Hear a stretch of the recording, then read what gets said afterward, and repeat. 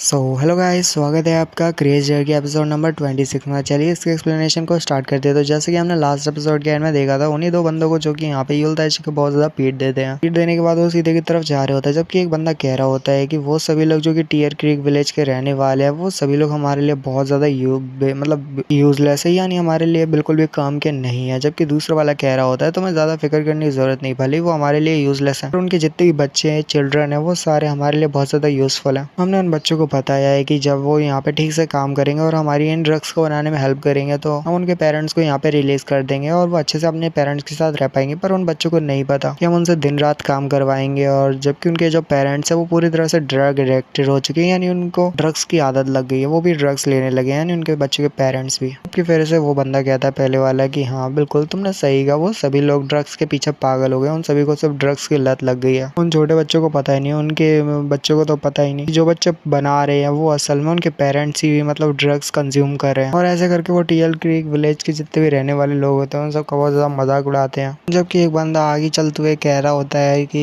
जब village chief और साथ ही वो यंग लीडर, उन दोनों के बीच में मामला सेटल हो जाएगा, वो लोग अपने जो बातें वगैरह है या फिर अपना काम सेटल कर लेंगे तो हमारे पास भी टाइम हो जाएगा, फिर हम भी यहाँ से जा सकते हैं टियर क्रीक विलेज को छोड़ के। और वो जो बंदा होता है बहुत ज्यादा हैरान होता है जब वो अपने साथी को देखता है। उसका साथी जो होता है वहीं पे बैठ गया होता है, मतलब एक तरह से लेट गया होता है, यानी बेहोश हो गया होता है। बहुत ज्यादा हैरान ही होता है कि तभी हमारा यांग आगे बढ़ता है और उसने मास्क पहना हुआ होता है, वो आगे बढ़ता है और उसको यहाँ पे बेहोश कर देता है, दूसरे वाले को भी। क्योंकि यांग कह रहा होता है मेरे ख्याल से सिर्फ इतना ही दे, साथ ही वो कहता है, यांग बोलता है कि मेरे को नहीं पता था कि ये जगह यहाँ पे होने वाली है, इस पहाड़ी के नीचे होने वाली छोटी सी गुफा में ये सारा लोग ये काम करते हैं और गैम्बलिंग करते हैं, तो बिल्कुल भी ठीक नहीं। और इन लोगों ने पता नहीं आज तक कितने ज्यादा लोगों को पकड़ के यहाँ पे कैदी बना के रखा हुआ है। यांग मन में सोच रहा होता है मेरे पास अभी समय नहीं है कि मैं इन लोगों को यहाँ पे बचाऊं और रिलीज करूं। ये लोग पूरी तरह से ड्रग एडिक्टेड हो चुके हैं, अगर यहाँ पे ड्रग्स की वजह से यहाँ पे ये कुछ गलत काम कर देते या फिर कुछ गलत चीजें करते तो मैं यहाँ पे पकड़ा जाऊंगा, फिर तो बहुत ज्यादा प्रॉब्लम हो जाएगी, मैं इनको अभी रिलीज नहीं कर सकता। यांग मन में कह रहा होता है कि तुम सभी लोग वेट करो, मैं तुम सभी को रिलीज करने के लिए और तुम यहाँ से आजाद करने के लिए दोबारा वापस जरूर आऊंगा। पर हल्की सी आवाज में यांग को एक आवाज सुनाई देती है, कोई कह रहा होता है हारियोंग, तो युल हारियोंग।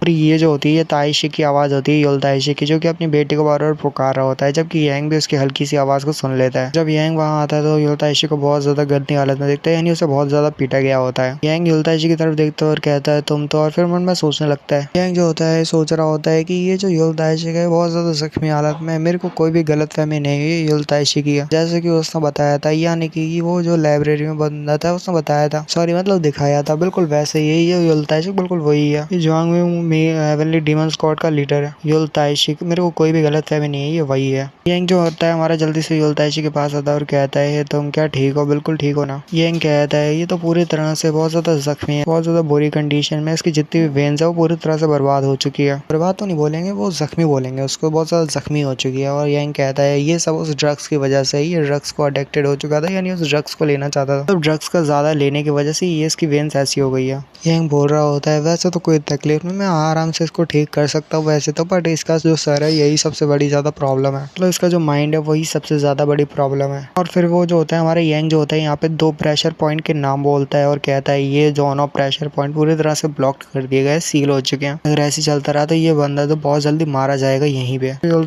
होता है वो मरने की हालत में होता है, पर मुस्कुराते हुए हमारे यांग से कहने लगता है कि बंदे मेरे को तेरे से एक रिक्वेस्ट करनी है, तेरे को यहाँ पे मेरी एक रिक्वेस्ट को पूरा करना होगा। यांग कह रहा होता है मन में कि यार ये क्या, अब यहाँ पे ऐसा लग रहा है जैसे ये बात करो जैसे कि यहाँ पे मरने वाला है, मरने से पहले अपनी चीजें बता रहा है कि मैं यहाँ पे इसके रिक्वेस्ट को पूरा करूँ, ये बंदा यहाँ पे बहुत जल्दी मारा जाएगा अगर ये सोचने लगा कि ये मर जाए तो, बट मैं इसको ऐसे नहीं मरने दे सकता। फिर यांग जल्दी से कह रहा होता है कि युल ताइशी तुम जल्दी से उठ जाओ, तुम ऐसे नहीं मर सकते, तुम्हें नहीं मरना है। जबकि युल ताइशी कह रहा होता है कि मेरे लिए बस मेरे एक फेवर को पूरा कर देना।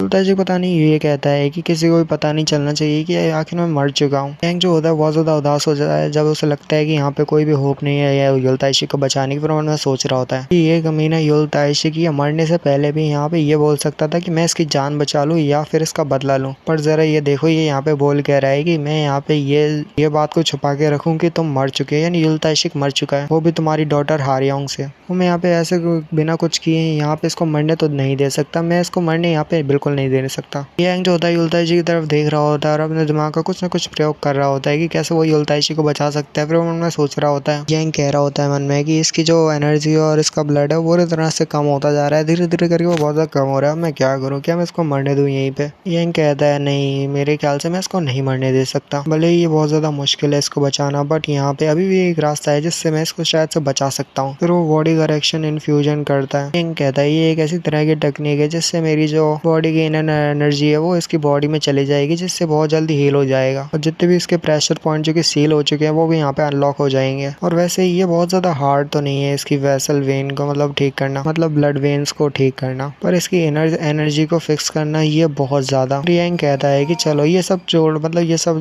जो सोचना है ये बंद करो, मेरे को यहाँ पे जल्दी से इसको बचाना होगा। इसको बचाने के लिए मुझे कुछ भी करना पड़े तो मुझे कुछ भी करना चाहिए। मेरे पास ज्यादा टाइम नहीं, मेरे को जल्दी से जल्दी ये सब करना होगा, भले ही चाहे इसमें कुछ भी क्यों ना हो, बट मेरे को यही रास्ता चुनना होगा क्योंकि इससे ये बच सकता है। तो गाइस आखिरी बार अपने इस युलताइशी की शक्ल देख लो कि कितना कमजोर है, फिर अब इसकी ट्रांसफॉर्मेशन होने वाली है। यांग जो होता है दिखाते हैं वो अपनी इनर एनर्जी को होता है उसकी बॉडी के अंदर इंसर्ट करने वाला होता है, वो इनर एनर्जी को रिलीज करता है और फिर वो अपनी इनर एनर्जी को होता है उसकी जो होता है पीठ के जरिए वहाँ पे उसके अंदर इंसर्ट करने वाला होता है। और मन में सोच रहा होता है कि बहुत सी डीमन कल्ट की आर्ट, मतलब डिमोनिक आर्ट है जो कि डीमन कल्ट से है, और मैं यहाँ पे डिमोनिक मतलब हेवनली डीमन गॉड आर्ट का यूज एक फाउंडेशन की तरह करूंगा। और इस बंदे ने जो मार्शल आर्ट्स की टेक्निक जो मास्टर की हुई है वो ऑर्थोडॉक्स सेक्टर की नहीं है। यह अपनी जितनी भी एनर्जी रहता है मतलब इनर एनर्जी रहती है रहेंगी वो सभी जो होता है धीरे धीरे करके जो होता है वो ट्रांसफर कर रहा होता है, वो भी युलताइशी की बॉडी में, जिससे युलताइशी की एनर्जी वापस आ रही होती है। और युलताइशी की जो फॉर्म थी ये बहुत ज्यादा कमजोर वाली फॉर्म थी, अब नाउ ये ट्रांसफॉर्मेशन होने वाली होती है और यांग मतलब जो युलताइशी होता है उसकी पावर बढ़ती जा रही होती है धीरे धीरे करके। यांग कह रहा होता है आखिर ये कितना कैसा बंदा है, ये तो मेरी काफी ज्यादा इनर एनर्जी को यहाँ पे एब्जॉर्ब करते जा रहा है, आखिर ये मेरी कितनी एनर्जी लेगा, मेरे पास ज्यादा इनर एनर्जी नहीं बची, अगर ये ऐसे लेता रहा तो बहुत प्रॉब्लम हो जाएगी। यांग मन में सोच रहा होता है उसके अंदर अपनी इनर एनर्जी को ट्रांसफर करते हुए कि इसका जो की कंसंट्रेशन था वो पूरी तरह से डिस्ट्रॉय नहीं हुआ, जिसकी वजह से यहाँ पे मेरी इनर एनर्जी को एब्जॉर्ब कर पा रहा है और यहाँ पे धीरे धीरे करके ये स्ट्रॉन्ग होता जाएगा। और ऊपर से जो इसकी की पावर है वो भी बहुत ज्यादा है, यानी कि इसकी पावर बहुत ज्यादा है, इसलिए मेरी इतनी ज्यादा इनर एनर्जी को एब्जॉर्ब कर पा रहा है। मेरे को समझ नहीं आ रहा आखिर ये पर्सन है कौन जिसके पास इतनी ज्यादा पावरफुल की एनर्जी है। ये तो मेरे धीरे धीरे करके सारी इनर एनर्जी को ऐसे एब्जॉर्ब कर लेगा क्योंकि इसकी जो की कंसंट्रेशन है वो बहुत ज्यादा पावरफुल है। यांग कह रहा होता है ये तो लगातार ऐसे एब्जॉर्ब किए जा रहा है, मेरे को तो बहुत ज्यादा मुश्किल हो रही है, मेरे पास ज्यादा इनर एनर्जी नहीं बची है। ऐसे करके जो हमारा यांग होता है बहुत ज्यादा हैरान होता है क्योंकि वो लगातार उसकी एनर्जी को एब्जॉर्ब कर रहा होता है। यांग कहता है मेरे को तो समझ नहीं आ रही कि आखिर इसका की कंसंट्रेटेड आखिर कितना बड़ा है, क्या इसका की कंसंट्रेशन बहुत ज्यादा बड़ा है जिसकी वजह से बहुत ज्यादा इनर एनर्जी को एब्जॉर्ब कर पा रहा है। अगर ऐसे ही चलता रहा और अगर इसका की कंसंट्रेशन और भी ज्यादा बड़ा हुआ जैसे मैंने सोचा उससे भी ज्यादा बड़ा हुआ तो ऐसी मेरी सारी इनर एनर्जी खत्म हो जाएगी, फिर मैं भी मर जाऊंगा। इस बंदे को अपनी इनर एनर्जी देते हुए मैं भी यहाँ पे मारा जाऊंगा इस बंदे के साथ ही, अगर ये यहाँ पे जल्दी से इसकी जो इसकी कंसंट्रेशन है वो फेल नहीं होती तो। क्योंकि यांग कहता है अब मैं यहाँ पे पीछे भी नहीं हट सकता, मेरे को इसको लगातार देती रहनी होगी वरना बहुत ज्यादा मुश्किल हो जाएगी। जो यांग होता है वो लगातार उसको अपने जो होता है इनर एनर्जी देते जा रहा होता है, वो उसको लगातार बहुत ज्यादा इनर एनर्जी दे देता है, फिर भी जब